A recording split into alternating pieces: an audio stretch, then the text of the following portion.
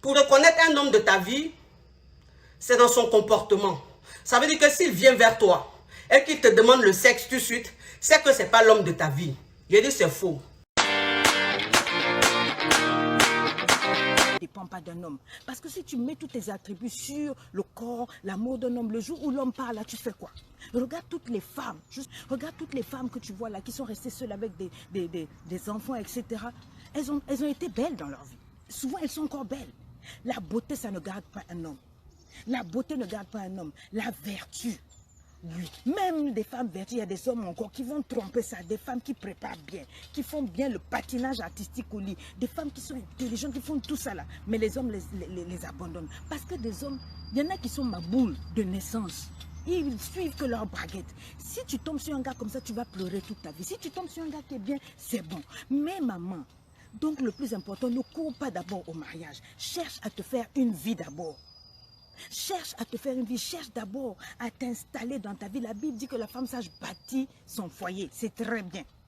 Mais quelqu'un me disait la dernière fois, oh la femme vertueuse, la femme vertueuse. Moi quand je serais dans le mariage, j'ai dit non, la femme vertueuse c'est celle même qui est déjà célibataire, elle bâtit sa maison. C'est pas que quand tu es dans un mariage que c'est là-bas seulement, mais même dans la maison de ton père, tu dois bâtir ta maison. C'est-à-dire ta première maison c'est ton corps, ton âme et ton esprit. Il faut te bâtir d'abord maman. Quand tu as fini de bâtir ça, en ce moment, tu peux maintenant choisir l'homme qui va accompagner ta vie. Oui, oui, tu m'as bien entendu. Tu ne fais pas l'inverse. Ne commence pas à chercher les hommes au point où les hommes vont maintenant te cracher dessus, te dire, faire comme si le mariage, c'est un privilège qu'ils te donnent. C'est toi qui as un privilège. Est-ce que tu me comprends? Il y a des femmes, tu les vois, elles se sont mariées aujourd'hui, là, dans le foyer, là, elles sont dans toutes les églises, chez tous les pasteurs, chez tous les coachs, en train de pleurer. Oh, quoi. Elle parle pas. Il y a des moments même, j'ai pris, Seigneur, il faut hypothéquer sa bouche, là. Elle est là, parce qu'elle est dépassée par les problèmes. Mais si tu mets ton cœur sur Dieu et sur toi-même, et que tu ne mets pas le cœur sur un homme, tu peux d'abord avancer. Un homme cherche une femme qui met la barre haut. Est-ce que tu comprends? Le genre d'homme, pas le genre d'homme qui, à la Saint-Valentin, il te prend toi et puis il prend sa maman pour aller manger. Pas ce genre-là. Pas les tocards.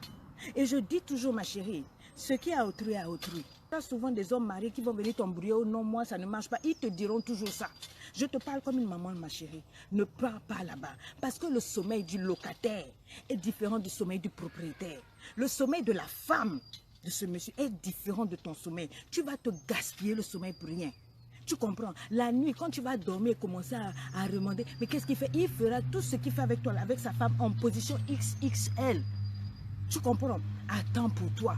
Ne te laisse jamais aller au mari de quelqu'un. Ça là, c'est la galère à ce que tu vas pleurer au collet là, d'ailleurs. Laisse maman.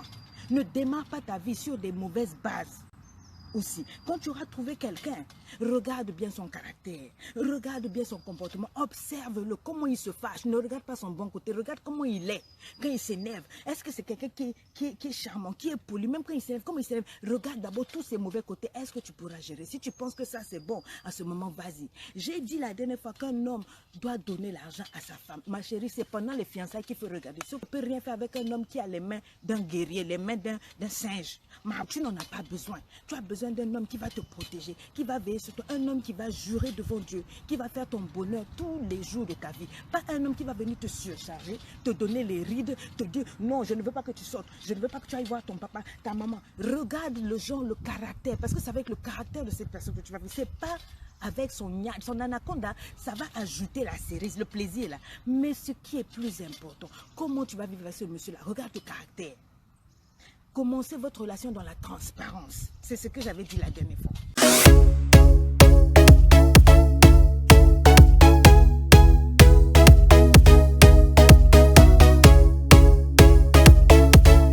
Tu dois changer ton mind, tu dois changer ton level. C'est de ça qu'il s'agit. Il faut que vous changez votre level. L'homme de ta vie, tu le connais petit à petit. L'homme de ta vie, tu le connais comment? Tu le connais en fonction de ses attitudes. Tu le connais par rapport aux actes qu'il pose dans ta vie. C'est ça. Un homme qui rentre dans ta vie, vous savez, on dit un homme, si tu penses comme ça, tu mens.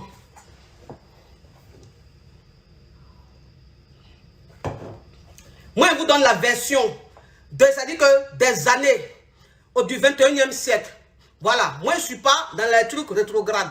Ça veut dire que il faut que vous sachiez que tout homme qui vient vers toi, la femme, tout homme, qu'il soit bon, qu'il soit mauvais, quand il vient vers toi, d'un premier temps, il a envie de te mougou. D'un premier temps là, c'est le mougouli il veut. Donc ça veut dire que celui qui vient vers toi, quand il te demande le mougouli le même soir, ça veut dire qu'un homme qui te rencontre aujourd'hui, qui te dit il a envie de te mougou le même soir, qui te dit il a envie de te mougou le lendemain, quand il vient te voir chez toi, ça ne veut pas dire que ce n'est pas l'homme de ta vie. Voilà, parce qu'en fait, l'homme même c'est comme ça. D'un premier temps, il est attiré par le sexe. Voilà. Mais comment est-ce que toi, tu vas reconnaître que cet homme, ce n'est pas l'homme de ta vie ou c'est l'homme de ta vie? C'est quand tu vas refuser d'aller coucher avec lui. C'est la réaction qu'il aura après. C'est comme ça que tu vas comprendre si c'est l'homme de ta vie ou pas. Vous avez compris? Donc, ne mélangez pas. Ne mélangez pas les choses.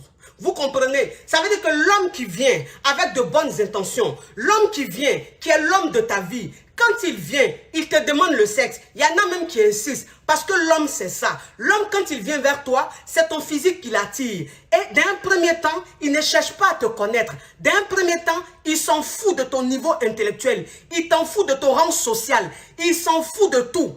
Lui, ce qui l'intéresse là, c'est comment il va se coucher sur toi pour te mougou, c'est tout. Donc, d'un premier temps, il te dit il a envie de toi. Quand tu refuses, il insiste. Il insiste. Mais quand il insiste, ça ne fait pas de lui un faux type. Non. Parce que c'est l'homme, c'est comme ça. L'homme, quand il boue, quand il est excité, il insiste, il insiste. Mais c'est toi la fille, toi la femme en fait, qui doit être forte dans la tête. Ça veut dire que pendant même qu'il est en train d'insister, toi tu lui montres que même s'il insiste, tu ne peux pas. Même s'il insiste, tu ne peux pas. Voilà, ça veut dire que quand tu es en train de refuser, tu ne dois pas être dans la peur. Tu ne dois pas te dire que, ah, oui, il me plaît quand même, il me plaît physiquement, il est choco. Donc là, il est en train d'insister. Si je refuse trop, là, ah, peut-être qu'il va gagner temps. Hey, un homme, tu vas le reconnaître. Quand tu vas lui dire ça, quand tu vas insister, qu'il va insister que tu vas refuser, ma chérie. Si c'est lui l'homme de ta vie, il ne va pas gagner temps. Si c'est lui l'homme de ta vie, il ne va pas partir, il ne peut plus ne plus t'appeler. Un homme même qui vient te draguer, un prétendant qui veut coucher avec toi, toi la femme, même s'il insiste que tu refuses, cet homme-là, quand il part et qu'il ne te donne plus de nouvelles, quand il part et pendant 3 jours, 4 jours, 5 jours, il ne t'appelle pas parce qu'il estime que le fait que tu aies refusé, c'est comme si en fait c'était une foutaise. Mais un homme comme ça, même s'il te rappelle une semaine après, tu ne t'occupes plus de lui. Ce n'est pas l'homme de ta vie. Parce qu'en fait, pourquoi je te dis ça? Parce que tu as refusé, il a insisté, tu as refusé. Il est parti. Il ne t'a plus appelé. Pendant 1 semaine, 2 semaines, il ne t'a plus appelé. Mais quand il te rappelle 2, 3 semaines après, ce n'est pas pourtant qu'il vient avec de bonnes intentions. Il revient parce que c'est un homme. Il revient parce qu'il a sa dignité. Il s'est dit, elle a refusé, mais elle va finir par accepter. Et quand il revient 3 semaines après, si tu acceptes, il te mourou 1, 2 fois, il gagne temps après.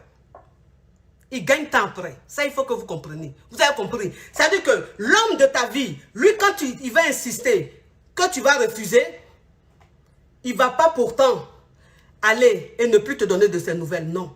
Il va rentrer chez lui. Mais même quand il va rentrer chez lui, à l'instant même où il rentre chez lui, il t'envoie un message. À l'instant même où il rentre chez lui, il t'appelle. Comme si de rien n'était. C'est ça. Parce qu'en fait, il se dit quoi, cet homme? Il se dit, il prévoit beaucoup de choses avec toi. Il a envie de faire quelque chose de bon avec toi. Et donc, même s'il n'a pas couché avec toi aujourd'hui, c'est pas grave. Ça sera une prochaine fois. C'est comme ça que tu reconnais l'homme de ta vie, ma chérie.